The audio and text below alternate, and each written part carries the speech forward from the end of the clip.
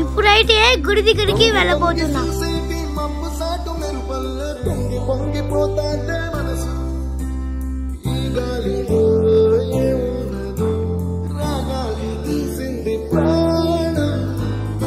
ఈ అమ్మవారి గుడిలో మేకని బలించారు.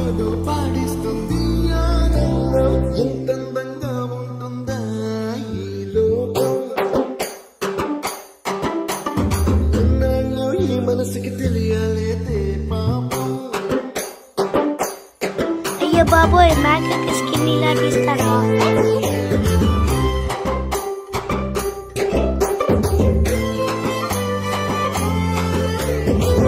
ఈ తాత అయితే పీసెస్ ని చాలా స్పీడ్ గా కొట్టాడు.